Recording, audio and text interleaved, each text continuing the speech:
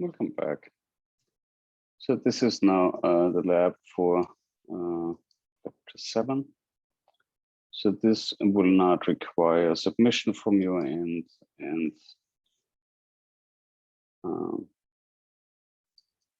should be fairly easy. Good. So we looked into our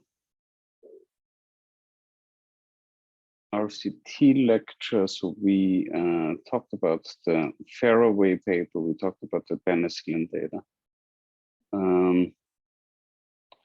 So we essentially have exactly that data that I've shown in the lab, and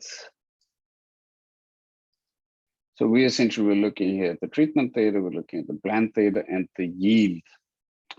So we load here a couple of packages. I kind of recommend that you will also load these packages and have them available. So pivot does essentially transpose this data, and it basically it will structure them from a long format to a wide format. And this may be an interesting topic to discuss as well. So it's essentially when you look into a long format, you will basically have case, and you will have the variables, right? That you can rearrange them in a certain way that even gets a longer format, particularly when it comes to repeated measures. You will remember what I'm saying right now, where you basically get where each case is not individual anymore, but each case is basically one attempt or one measurement of an individual.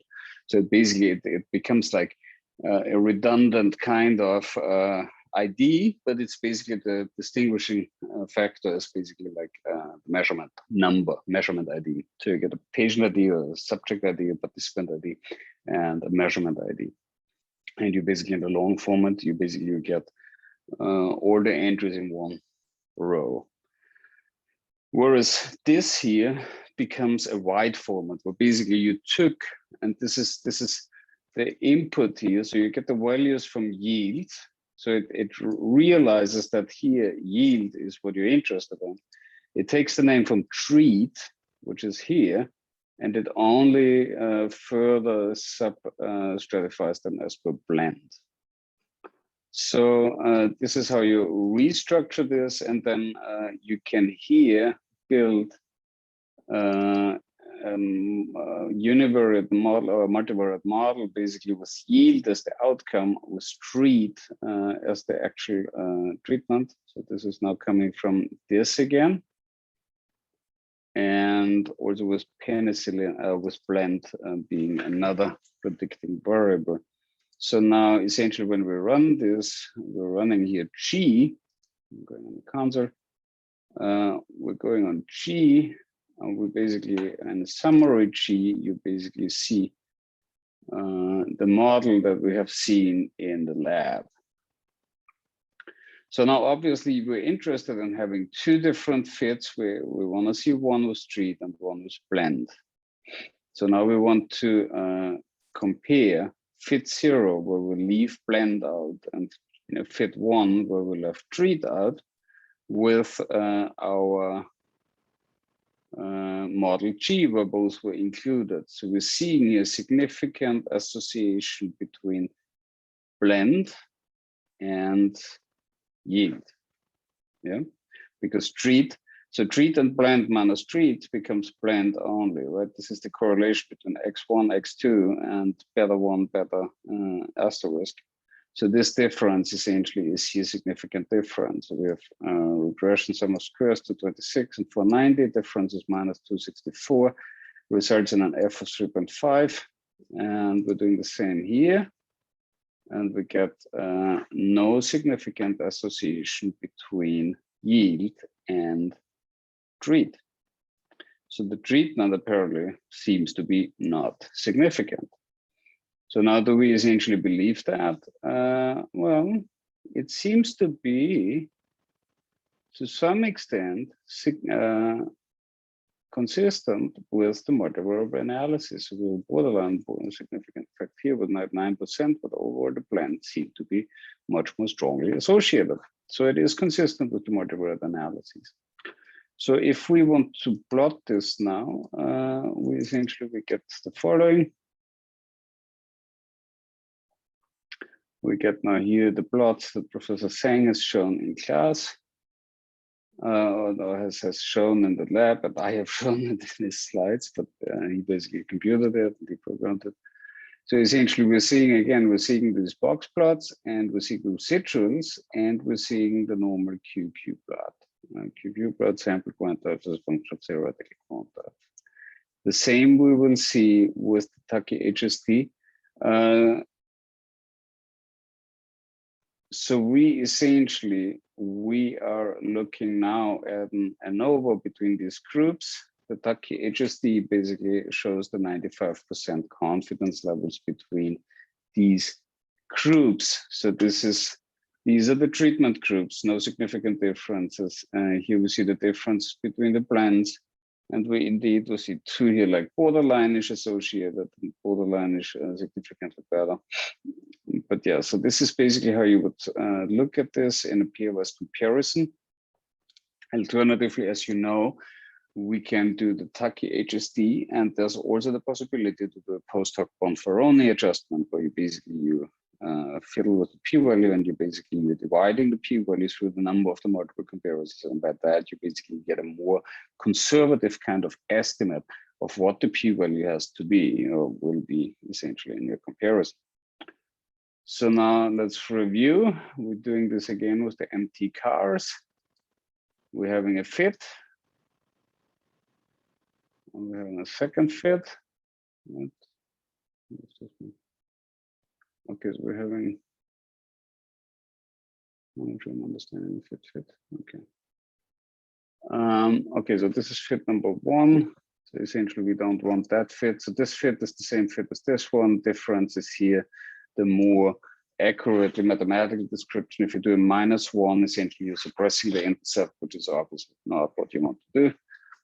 That's a very specific use case where we do that, none of which are commonly used. With predict, we're getting a prediction of our data, and we essentially, we're getting, okay, so we're getting essentially a prediction for a weight of 4. And so the miles per gallon with a weight of 4,000 tons would be 15.9 miles per gallon. So now we can essentially, unnamed, okay, that's what we're doing here. Now we're getting the coefficients unfiltered without the actual car names. Now we get intercept is coefs1, we get beta weight is coefs2, we get intercept plus weight multiplied by 4, and this is the calculation, the manual calculation. So this is how you would program this calculation. Now we have library Haven, we have nhaven, loads now enhanced lab 4 SAF, which is the SPSS file from lab 4. We're doing the same exercise with the education levers. So we have now the contrasts, which we have done in class 4, where we discussed that. We're getting now our model, which is the model that we did the other time. We predict fit for a 30-year-old female who graduated from college, and she has a blood pressure of 110, which is actually not too unrealistic for a woman. Model coefs, now we have this. We essentially, this is the code, how you would extract it. Minus the, so this is how you would extract the coefficients. This is essentially how they will fit into models coef. And once you got this out, you do here models coef multiplied by 3 and 3. This is exact age multiplied by 30. So this is the 30-year-old lady. Then we have some models CoF. 1 to 2 is 94. Let me quickly think what that is. It's the sum of intercept, and that's okay. That's not, yeah, that should be multiplied by 1. Okay, so it is the sum of this and this, because this is she graduated from college. And now we are adding exact age multiplied by 30, which makes her 30 years old. And this is how you calculate one specific individual. Coefficients fit, and sum of coefficients fit makes it 110. So this is essentially the same exercise. Good. I think this is fairly easy, right? This is basically just using the regression equation to calculate one specific example. So you have a 30-year-old female who graduated from college. That essentially adds up to a blood pressure of 110. So there are different programmatic ways how to approach it. All of these are perfectly valid. And it's basically you're just extracting the coefficient from the CoFs table, and we have done that also in last class and in class 4. And you essentially can easily do that. So now you can change the coefficients. We also done that already. So this is really nothing new here. These are all easy examples of how to change the reference. Allocation FC. All the names.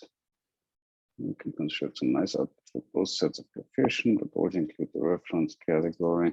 Yes, we can run this. So these are essentially nice because you can kind of restructure them, and you can use them to essentially populate tables. So usually what I would do, I would calculate, and I would compute my tables. And I would literally have my tables depict them in a way that can directly export them as a CSV file with the write.csv function, and then save them as an Excel sheet, and then basically copy paste them directly into Word. And so now here you basically have this nicer printout, and this basically helps you on getting better tables together. So this is a brief explanation of the R&D file. I personally think it's a nice exercise. You will not be required a submission for this lab, but I really suggest you do the exercises just for the sake of keeping pace. All right, good. So that was all for today, and all the best. Good luck. Study for the exam, please, and I'll hear from you on the 18th, or you hear from me pretty much. Alrighty. Have a good week.